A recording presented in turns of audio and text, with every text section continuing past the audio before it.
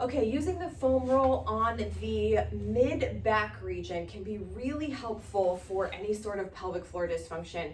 A lot of times when we have dysfunction in our pelvis, our upper torso also gets very stiff, and we need proper movement up here in order to have proper function down here.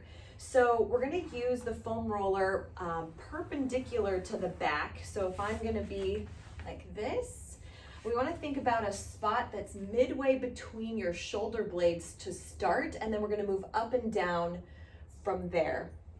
So I'm actually going to lower myself onto the foam roller and kind of use my legs here bent to sort of get right where I feel like in the mid-range of my shoulder blades are.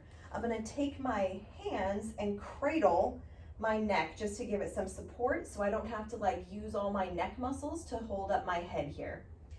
So from this position, there's a couple of ways that you can go.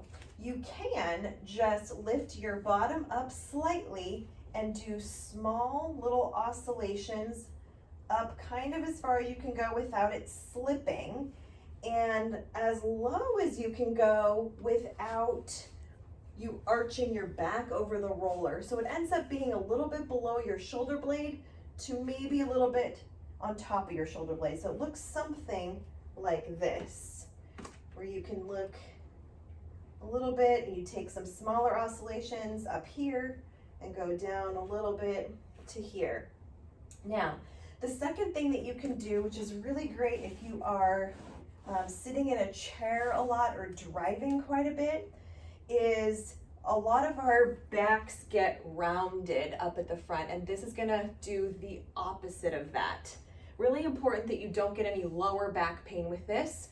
So if you do need to talk to your pelvic health physical therapist and ask why that is happening, but hopefully this will be kind of a nice exercise to sort of open up the mid back and open up the chest.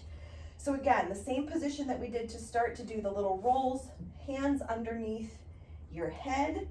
You're gonna start slightly up, and then you're gonna just bend your back over the roller. So your upper torso is gonna bend back until you get a little stop, and then you're gonna come up. You're gonna move the roller slightly up or down, and then you're gonna come back nice and gently and slowly back here. It's important to keep your elbows as parallel to the floor as possible, so they shouldn't really be up here, right? Because that's rounding your spine, and the whole point is to get it unround.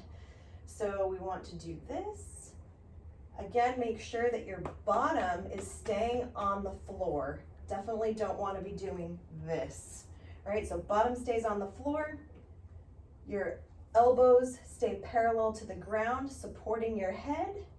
And you're just gonna barely go over the roller and then come back up.